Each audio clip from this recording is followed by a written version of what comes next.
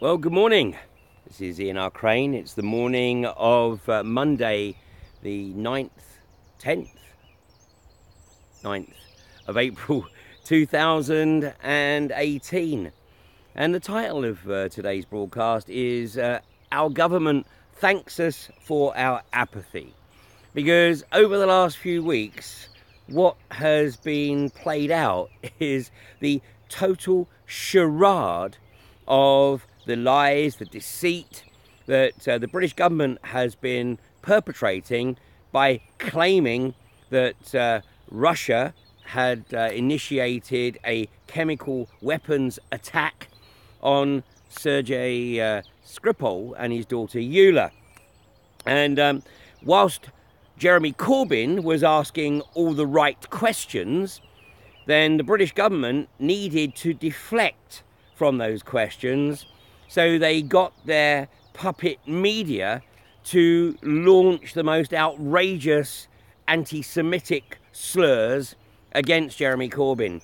And of course, this is the old tactic.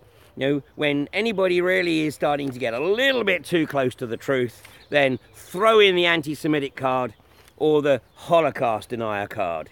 And Jeremy Corbyn, you know, to his credit, has ridden right above that, just sitting back and basically letting the whole sorry saga play out. And sadly, you know, today, basically, the British government should be tendering its resignation. Certainly Theresa, Boris, Gavin, and Jonathan Allen, the ambassadors to the UN, all of whom should be hanging their heads in shame and falling on their swords for literally attempting to take the country to the brink of conflict, whether that's open conflict in Europe or a surrogate conflict elsewhere, which still may unfold. Because there are those, particularly in the West, the global banksters, who are desperate to initiate global conflict. And of course, you know, that may sound completely absurd, but look how close we have just come.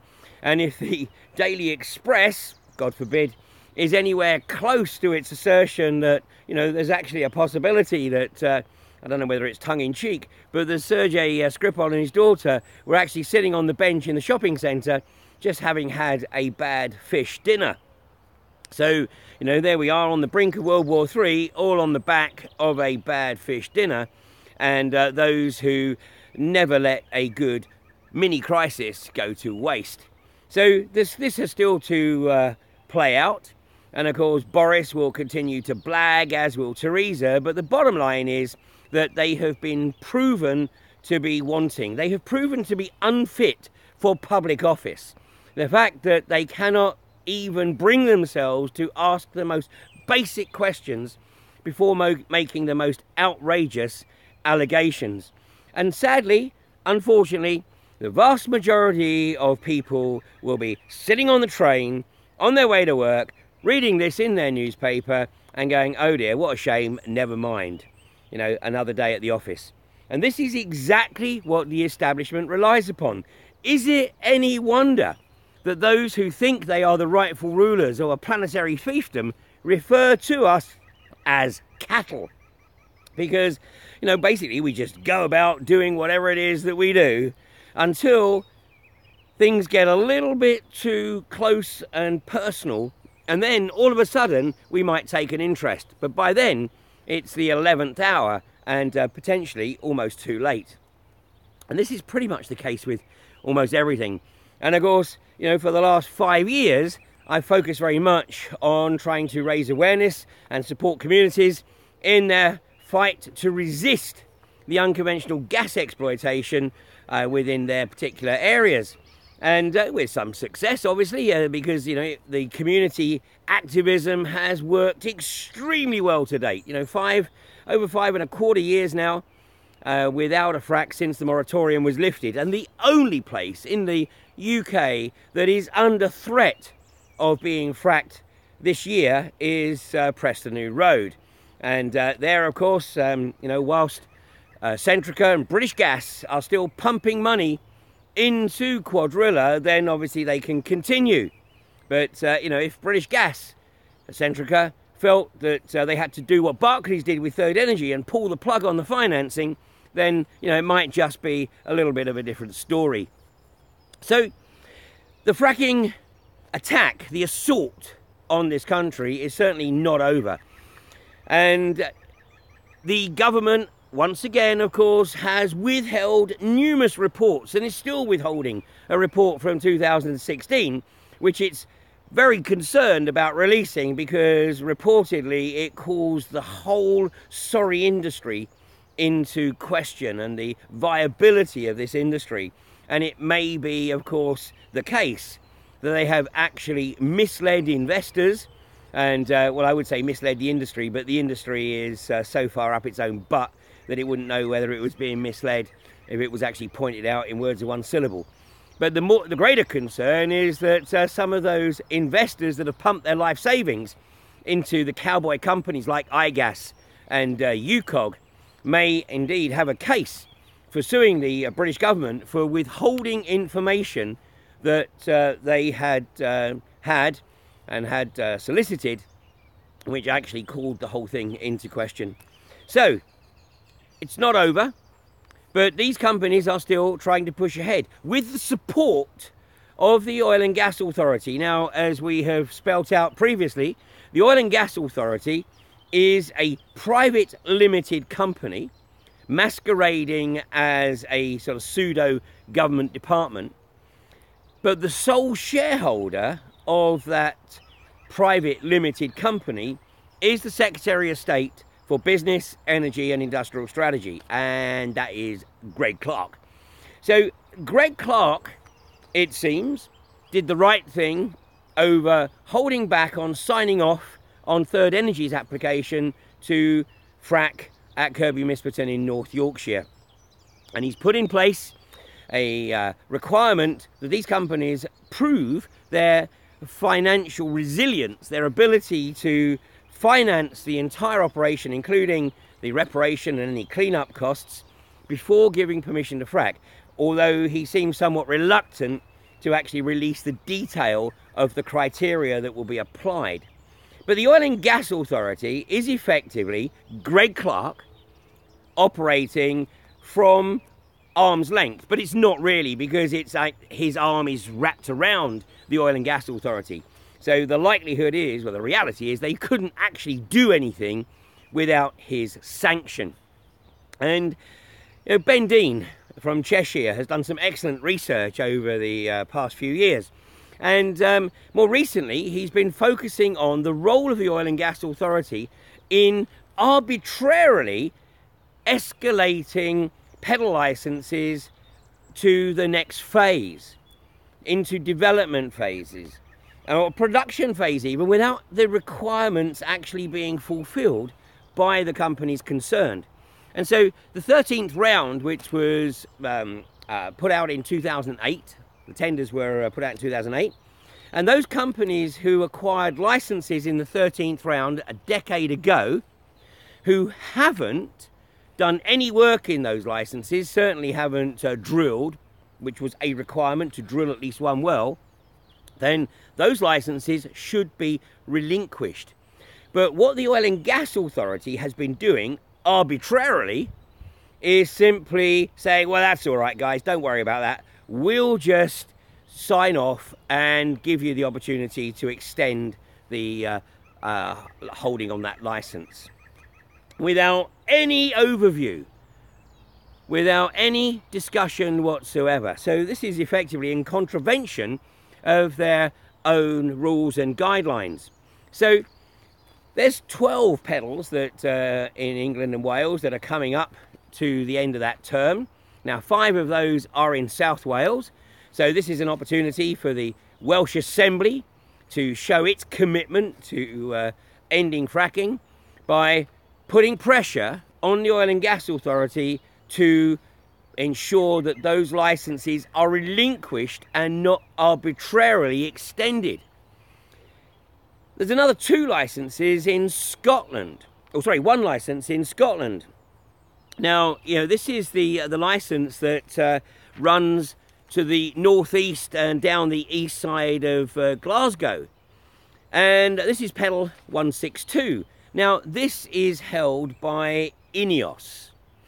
And Ineos haven't done anything with this license, and of course are not likely to, because the Scottish government has now effectively implemented a ban on fracking. So the OGA no longer have the responsibility for determining the future of the Scottish licenses. So no longer can the Scottish government and their MSPs go, well, it's not us, it's them. And of course, that's how they've actually managed to get out of the hole quite a few times in recent years. This time it is absolutely down to the Scottish government.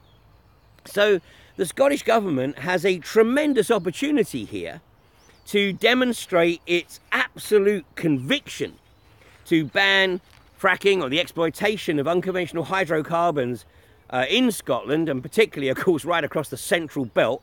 And this license, by the way, is absolutely centred around Cumbernauld. So, you know, this is a fairly high dollar area in the Scottish Midlands there. So the work programme contained a drill or drop clause, and that was drill one well or elect to allow the licence to automatically cease. So that's their choice: drill a well, which isn't going to happen before 30th of June, or allow the licence to cease. Now, we know that if it was in England, the Oil and Gas Authority would simply go, nah, no problem, just carry on, we'll just give you another 10 years. Scotland has already established that it is not going to endorse unconventional gas exploitation north of the border. So this is a tremendous opportunity for the Scottish government to absolutely endorse their decision to ban fracking and force this pedal to be relinquished. And of course, Ineos have once again, you know, committed yet another faux pas, a massive own goal, by their attempt to get their name out into the wider domain by sponsoring the Daily Mile.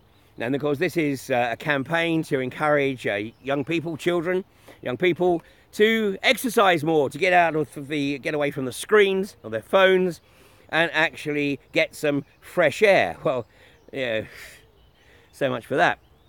Well, it always amused me in Grangemouth that you know, the Grangemouth Athletic Stadium is literally in the shadow of the Ineos refinery there. And you know, just standing outside the stadium, I was sort of gagging on the, you know, the toxic air, the fumes in that air. I mean, how people live in that environment, well, defeats me. But, you know, and especially as Ineos basically treats them like cattle. But nonetheless, you know, why would anybody ever want to hyperventilate in an environment when you can already sense that the air isn't quite as pure as it should be? So, you know, people coming to Grangemouth for athletics matches, you know, call it a hunch, but I'd say that they probably take a bit longer to recover than they might in an athletics match elsewhere. But Ineos is trying to present itself, you know, as a company that has some social responsibility, and it wants to encourage young people to get fit. But of course, it's all about Ineos image, which is why their logo is so prominent on all the t-shirts and all the bump that promotes this idea. Well, the good news is that apparently schools in North Derbyshire, which is of course where Ineos tried to ride roughshod over the local authority, and schools in North Derbyshire have pulled the plug, although they apparently are somewhat reticent to explain all the details as to why. But of course, now it's really important that this is another opportunity to expose Ineos's outrageous and appalling track record in terms of environmental management. And you know, unfortunately, of course, a lot of the time it's just a fine, and for Ineos that's just chump change. Just sort of Jim Ratcliffe reaches in his pocket and says, you know, how much was it? 160,000? Oh, there you go.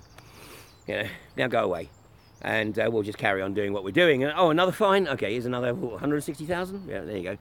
You know, this is the kind of mentality that these corporations have. They really don't give a monkey's about the population. The only thing they're interested in is profit. And for Ratcliffe, of course, this is very much a personal issue because it's a private company of which he reportedly owns some 60%. So who benefits? Jim Ratcliffe. Who suffers? Well, pretty much everybody. And, you know, if Ineos obviously are able to get their foothold in England, then there's a lot of people across the north of England living in, what, 1.2 million acres, and the surrounding areas are going to pay a price. So, the anti-fracking community has, over the last 5 years, become one of the most effective community groups, activist groups. But we've got something else that's coming down the road at such a phenomenal rate that whilst it's really important to keep the pressure on the government and the industry to eventually succeed in following Scotland's lead and getting an outright ban on the exploitation of unconventional hydrocarbons in England, but running in parallel, it's really important that people start to take an interest in 5G, because it could be argued that the rollout of 5G and the effects of 5G will be far greater than anything that fracking could dish up. So fracking attacks the water, the soil, the air. 5G, this microwave technology which is being introduced and rolled out in 2020, is something you're not going to be able to see. But the government already knows and is already suppressing the reports that it knows that the microwaves have a detrimental impact on the neurological development of young people. So that's one of the reasons why we are seeing an increase in self-harming amongst young girls in particular, and suicides amongst young men. And of course, I know some will say, no, that's just a rampant conspiracy theory, which of course is exactly what the government and the industry want you to say. Because the moment somebody puts up the conspiracy theory screen, then what they're really saying is, I haven't researched it, and you know what? I don't want to research it, so I'm just going to dismiss it by labeling anybody who flags it up as a conspiracy theorist.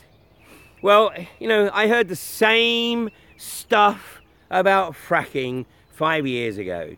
And here we are today, and whilst there are still people who say it's a conspiracy theory, everybody in the anti-fracking community has done their research and knows for themselves the potential damage that this industry will cause and the consequential disaster to our ecology. Well, it's going to be the same with 5G, and as is always the case, I'm not asking anyone to take my word for it. Absolutely not. I'd be mortified if I heard anybody say, well, Ian Crane said. Go do your own research, because fortunately the number of people now starting to look at this, and what has triggered their interest is the fact that people are now very, very rapidly awakening to the fact that the tree culling in Sheffield and elsewhere around the UK is directly related to the implementation of 5G. And we're seeing this not just in the UK, by the way, but in the US. In fact, yesterday I posted an article from Albuquerque in New Mexico, where a street of 80-year-old elms are being removed. And I guarantee it's because of the 5G rollout.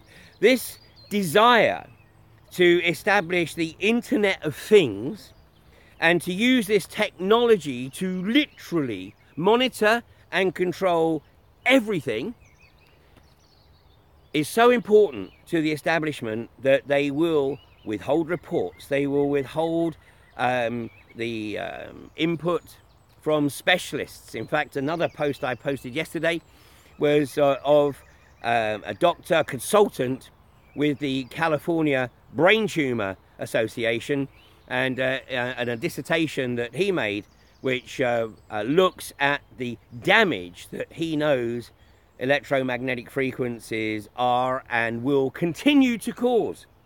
Now, it's bad enough already with 2, 3, 4G, but 5G is a completely different ball game.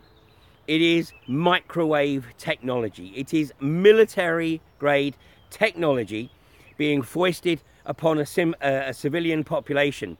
And you know what, I've joked and said that you know, it's all about telling people they're going to be able to download their Facebook page a couple of nanoseconds quicker. Actually, it's probably not going to increase in the speed at all. It's more about increasing the scope so that every single item has an IP address, that every single item has a mini transmitter receiver and can be tracked by the artificial intelligence that's incorporated into 5G. Now, I know there's going to be some people within the anti-fracking community go, no, we got to focus on fracking. And let me tell you, that's exactly what the government and the industry would like to happen.